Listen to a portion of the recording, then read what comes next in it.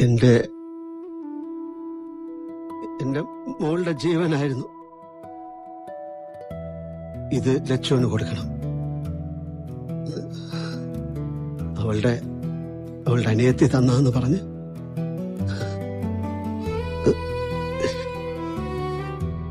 അവളറിയണ്ട ഒന്നും അറിയണ്ട. രണ്ടിനെയും കൊന്നു കുഴിച്ചു മൂടാനാ ഞാനിവിടെ കൊണ്ടുവന്ന്. പക്ഷെ അതിനു മുമ്പ് എല്ലാം ഏറ്റു പറഞ്ഞ് നിങ്ങൾ കീഴടങ്ങി. ഇനി എന്തിനാ? എന്റെ മനസ്സ് മാറുന്നതിന് മുമ്പ് എങ്ങോട്ടാന്ന് വെച്ചാ പോയി രക്ഷപ്പെട്ടോ. അല്ലേ ഞാനിനി എന്താ ചെയ്യാതെനിക്കറിയില്ല. പോ.